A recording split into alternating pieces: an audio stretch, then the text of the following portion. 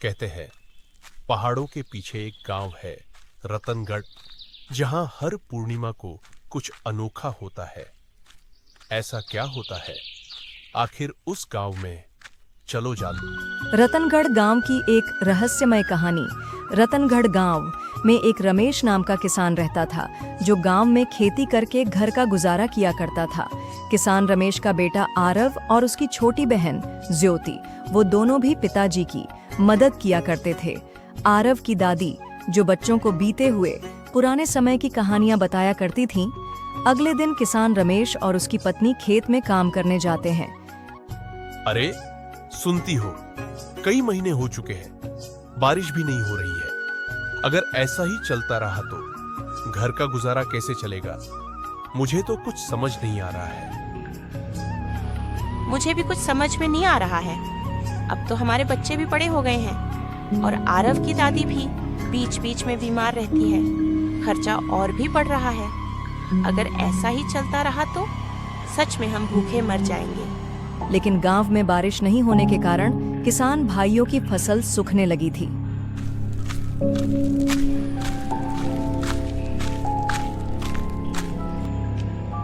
अरे बेटा आरव, तुम दोनों हमारे साथ चलो खेत में, कुछ मदद कर देना हमारी।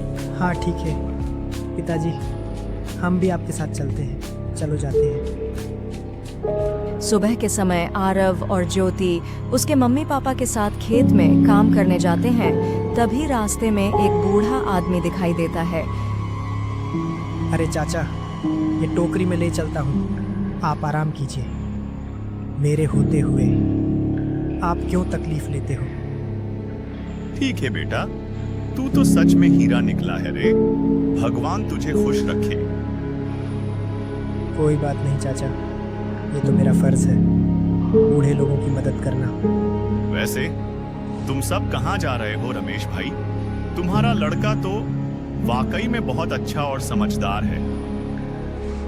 हाँ चाचा, वो तो है ही समझदार। हम सब तो खेत में जा रहे थे, बस आ ही रहे थे तो रास्ते में आप मिल गए। इसी तरह चलते चलते कुछ ही दूरी पर बूढ़े आदमी का घर आ जाता है। अरे बेटा, अब ये टोकरी मुझे दे दो, मेरा घर आ गया है। ठीक है चाचा, आप जाओ और हम भी अपने काम पर जाते हैं। धन्यवाद बेटा, तुम्हारे जैसा बेटा किस्मत वाले को ही मिलता है। चाचा को टोकरी देकर वह सब अपने काम के लिए खेत की ओर चल पड़ते हैं।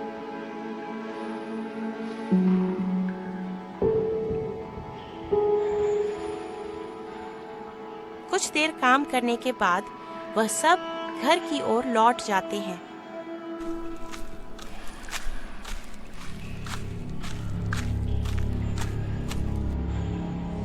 कुछ ही दूरी पर आरव की दादी मंदिर में पूजा करके घर जा रही थी। आरव मंदिर में दादी माँ के पास पहुँचता है। दादी माँ, आपकी पूजा हो गई हो तो चलो घर चलते हैं। अरे हाँ बेटा, पूजा तो हो गया है, चलते हैं अभी घर। आरव की दादी घर पहुंचकर आरव को एक रहस्यमय नीला पक्षी और जादुई पुस्तक की रियल कहानी सुनाती है। दादी माँ, आज कौन सी कहानी सुनाएंगी आप? आरव बेटा, मैं तुम्हें आज एक रहस्यमय नीला पक्षी और जादुई पुस्तक की सच कहानी सुनाऊंगी।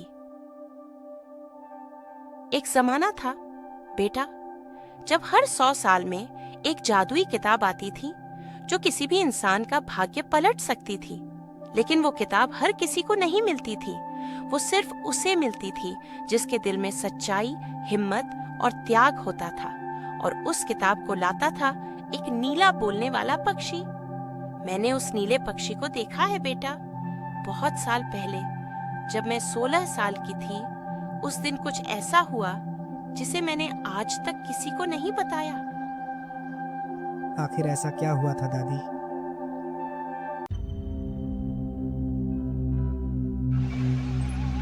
उस रात बहुत तेज आंधी आई थी। पूरा गांव डर के मारे छुप गया था, लेकिन मैं अकेली बाहर निकली और तब मैंने उसे देखा, एक चमकदार नीला पक्षी जिसकी आंखों से रोशनी निकल रही थी। वो एक सुनहरी किताब लेकर मेरी तरफ उड़ता चला आ रहा था।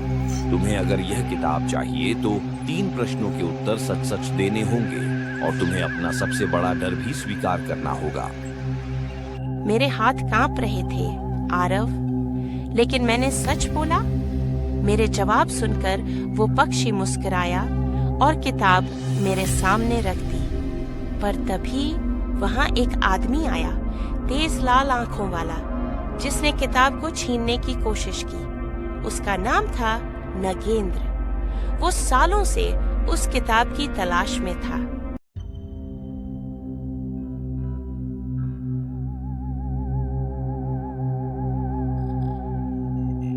किताब दो मुझे। सालों की मेहनत और इंतजार के बाद आखिरकार यह जादुई किताब मेरे सामने है। मुझे कोई नहीं रोक सकता, न तुम, न यह पक्षी, न कोई आसमान की ताकत। अब मेरी बारी है, मैं अपनी किस्मत खुद लिखूंगा। अगर तुमने बीच में आने की कोशिश की तो अंजाम अच्छा नहीं होगा। समझ में आया? उसके चेहरे पर एक खौफनाक मुस्कान थी और आंखों में वह आग, मानो उसने पूरी दुनिया को अपने सामने झुका लिया हो। अच्छा, तो फिर आपने क्या किया दादी? और उस आदमी ने वो जादुई किताब छीन ली क्या दादी? मैं डर गई थी बेटा। मैंने किताब वापस पक्षी को दे दी और कहा, अगर यह किताब मेरी वजह से गलत हाथों में जाएगी तो मैं इसे नहीं चाहती। और तभी वो किताब अचानक गायब हो गई और पक्षी आसमान में उड़ गया।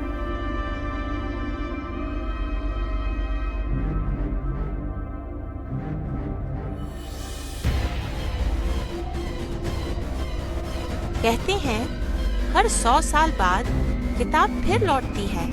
अब 100 साल पूरे हो चुके हैं आरव, और आज वही नीला पक्षी फिर से किसी को ढूंढ रहा है। तभी खिड़की से एक नीला पंख उड़ता हुआ कमरे में गिरता है।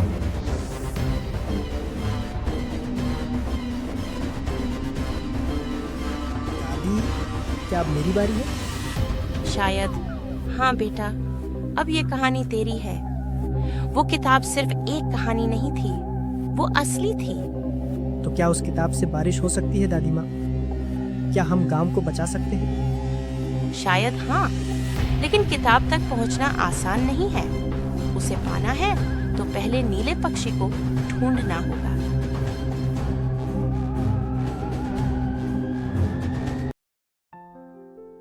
उसी रात आरव को सपना आता है। एक नीला चमकीला पक्षी उड़ता है और एक पेड़ के पास किसी रहस्यमय गुफा की ओर इशारा करता है।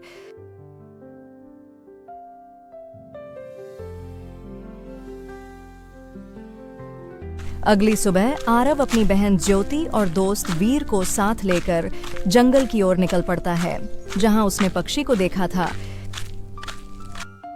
अगर वहां कोई भूत होगा तो, या फिर कोई जंगली जानवर होगा तो, आरव मुझे तो डर लग रहा है दोस्त।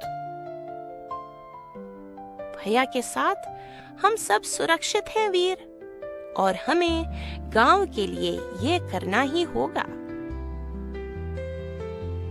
रास्ते में उन्हें वही बूढ़ा चाचा मिलता है जिसे आरव ने मदद की थी। अरे बेटा आरव, तुम जंगल की ओर कहाँ जा रहे हो? जरा बताओगे मुझे? कुछ काम है क्या बेटा? हाँ चाचा, ऐसा ही समझो। हम जंगल में उस बोलने वाला जादुई नीला पक्षी को ढूंढने जा रहे हैं। अच्छा, मैं समझ गया बेटा तुम्हारी बात। तू तो बहुत साफ दिल का है रे। तुम्हें वो जादुई नीला पक्षी जरूर मिलेगा। ये लो बेटा, मैं तुम्हें ये छड़ी देता हूँ। ये छड़ी तुम्हें बहुत काम आएगी। इतना कहकर बूढ़ा चाचा वहां से चला जाता है। बच्चे गुफा के पास पहुंचते हैं। तभी उन्हें वहां दूर झाड़ी में वह रहस्यमय गुफा दिखाई देती है। हमें अंदर जाना होगा। वीर, चलो जाते हैं।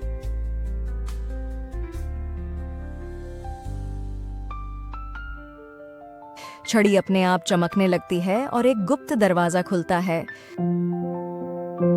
अंदर जाकर उन्हें एक नीला पक्षी दिखाई देता है जो बोल सकता है। ओह, तो तुम आरव हो। सुना है तेरे बारे में। जिसमें तुझे यह जादुई छड़ी दी है, उस व्यक्ति ने तेरे बारे में बताया है मुझे। मैं तेरे साहस और दया से प्रसन्न हूँ आरव। तुम्हें वह किताब मिलेगी, लेकिन पहले एक परीक्षा पास करनी होगी। वो परीक्षा क्या है जादुई पक्षी? कौन सी परीक्षा में जरूर उत्तर दूंगा, आप पूछ सकते हो। तो ठीक है, बताओ ऐसा क्या है जो हमेशा तुम्हारे साथ साथ और आगे पीछे चलता है, लेकिन फिर भी तुम उसे कभी पकड़ नहीं सकते? इसका सही उत्तर तो अपनी खुद की परछाई ही हो सकती है। पक्षी खुश होता है और अचानक गुफा की दीवारें हिलती हैं। सामने एक चमचमाती जादुई पुस्तक प्रकट होती है। यह है भाग्य पुस्तक, लेकिन ध्यान रहे इसका इस्तेमाल सिर्फ दूसरों के भले के लिए करना, नहीं तो यह पुस्तक गायब हो जाएगी। आरव किताब खोलता है। उसमें एक मंत्र लिखा होता है। जलाधारा वहनम भवतु, जलाधारा वहनम भवतु, जलाधारा वहनम भवतु। जैसे ही आरव मंत्र पढ़ता है, आकाश में बादल छा जाते हैं। तेज बारिश शुरू हो जाती है। गांव वाले चकित रह जाते हैं कि बारिश कैसे शुरू हुई। बच्चे दौड़कर गांव वापस जाते हैं। अरे भाई साहब, की महीने से बारिश नहीं हो रही थी, आज अचानक कैसे बारिश हो रही है? जिसकी वजह से हुई बारिश भगवान उसका भला करे। हाँ भाई, अब हम किसानों की फसल भी वापस आ जाएगी। मुझे बहुत खुशी हुई है कि हमारे यहाँ आज बारिश हो रही है। गांव में फिर से हरियाली आ जाती है। फसलें लहलहा उठती हैं। सब खुशी से रहते हैं। लेकिन वो जादुई पुस्तक गायब हो जाती है और नीला पक्षी कहता है, जब दुनिया को फिर जरूरत होगी, पुस्तक फिर लौटेगी। अंत में आरव, ज्योति और वीर बैठकर सोचते हैं, हर अच्छे काम का फल जरूर मिलता है।